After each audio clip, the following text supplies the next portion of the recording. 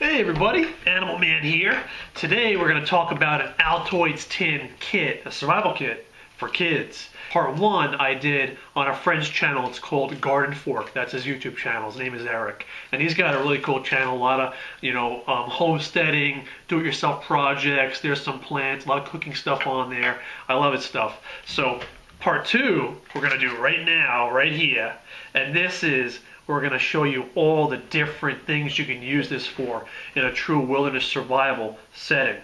So this is designed to be for kids, and it's designed to be safe for them to bring to school. Anybody can bring this on an airplane. It's not going to cause any problems. Kids will not get in trouble with anything in this kit. There's no knife, no lighter, no matches, stuff like that. They're all kind of normal things that kids might have on them all the time anyway, which is why this is just so mind-blowing once you see exactly what we can do with this. It's pretty darn neat. So I'm going to get into it now. Here we go. Buckle up. All right. In the words of Samuel L. Jackson, hold on to your butts. Here we go. Here's the kit. I'm going to open her up. We've got contact information for emergency contacts on the inside there. And got some birthday balloons.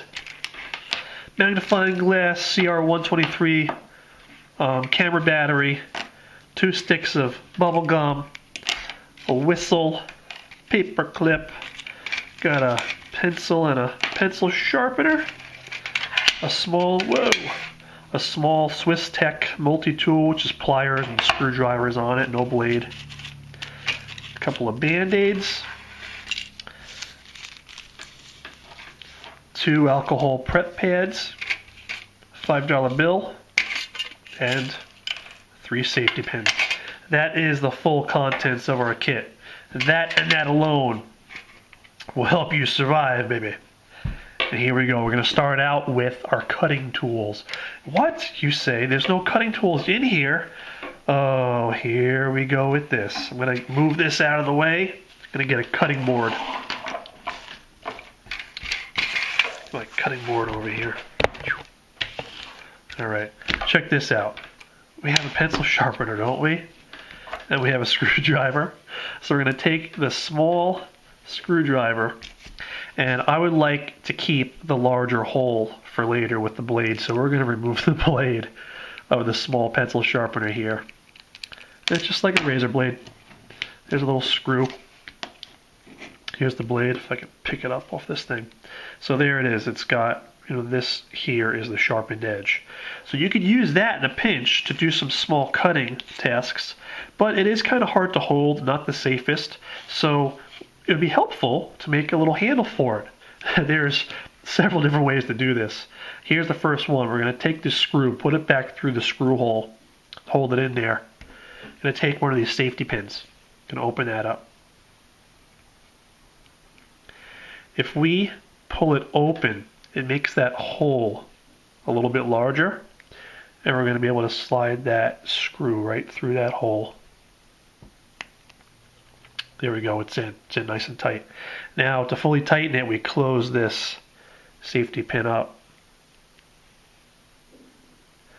And there it is, you've got a small handle. It still does move around a little bit, but it's a lot more to hold on to this way. It extended it. So that's a little bit better. If you wanted this to be, so it stays put, you have several ways to do that. You take a Band-Aid, open the Band-Aid up, and we don't throw the paper wrapper away because that's a big no-no in survival. There's multiple uses for everything. You save everything.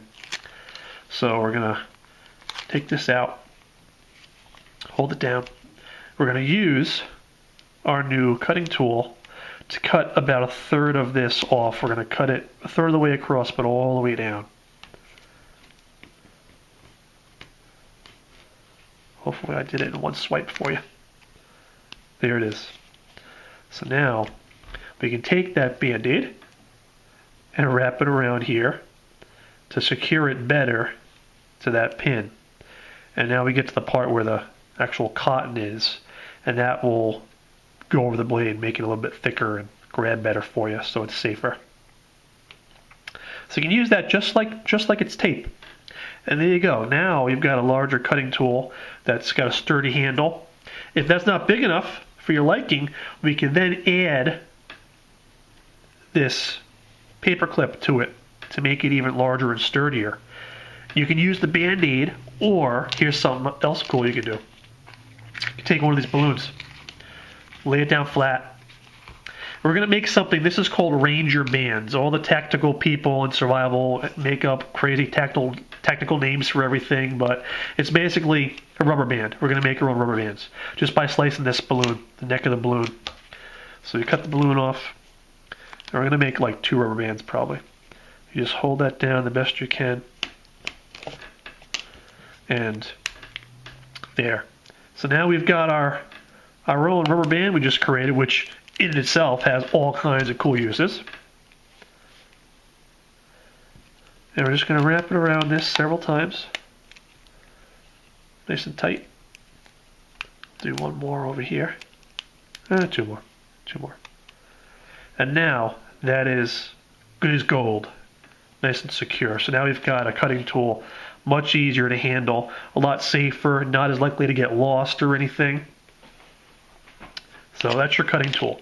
Now, if that didn't work for you, there's one more way you can do this. All right, so here's a second way to, a third way actually, because we did 2 different things with this. A third way to get a handle for your cutting tool. I'm going to take this one off the sharpener now. Unscrew this one. There it is. I'm going to put the screw, as soon as I can pick it up. Put the screw back in the screw hole. We're going to grab our whistle this time. It's got 2 little slots in the end of it. Just perfect for this. And I'm going to kind of hold it in place with my fingers. And I want some of this band to be over that screw to hold the screw in. There we go. And then around that. And that pins it in place. And look, you've got a much more substantial handle this time for your cutting tool. Perfect. Awesome. Okay, you guys. So right now, I'm going to show you one more way to get a knife out of our survival kit here, using just our Swiss Tech tool here, our multi-tool. I'm going to introduce you guys to a technique called Flint Snapping. And although this uses things from outside the kit, outside when I practice my survival skills all the time in the woods, I find glass bottles. Very, very common to find these out there. And of course there's rocks. So what we're going to do is, we need to safely smash this bottle with this rock. So I'm going to take off my shoe, get my sock for you here. I'm going to do it inside my sock. See what I do for you guys? Seriously. I'm going to put it inside that sock like a glove. We're going to put it in there, smash the bottle with our rock. What we're after is the bottle bottom. That's the best part to get for this. Here we go. Ready? One. There we go. Twice as a charm. So now we're going to very, very carefully get all this out of the sock. And you're not going to just like go and put your sock right back on, right? Got to be very, very careful.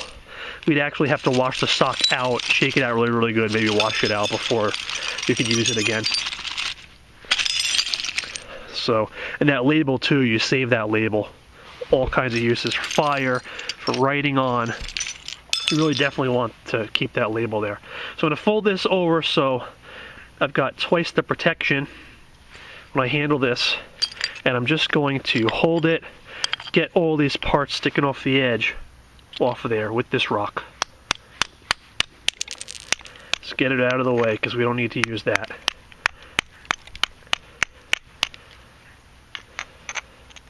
It's just bopping it right off. And needless to say, well, maybe I do need to say it, this is not for kids. Maybe older kids can handle this. This is not for little kids to do. Playing with glass is not a good thing to do. So here is the actual napping technique. This is called pressure flaking. And historically you'd use a piece of leather in your hand to do this. But if you don't have leather, you have a sock, same difference. We're going to find a good clean edge on this here. And you hold it in your hand like this. We're going to get out our crosshead larger screwdriver on here. And what you do is you try to pop flakes of glass off the bottom. By doing this, you go on the edge and you do like a little snapping motion as you push with your wrist. And that's how you actually form the edge into a blade.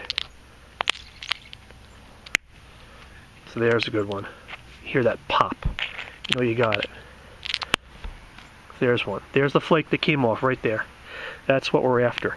You pop them off the bottom. And I can't do it because I've got the camera, but I would have this against my thigh, and you actually squeeze your thighs together to get more pressure. That way you save your wrist muscles. That's the real way to do this, but I'm just showing you this real quick here. You can see them all popping right off. Right off the bottom. And you go across the whole edge that you want sharpened. And then when you've got it how you like it, you flip it over and you sharpen across the other edge. Same deal. So there's one.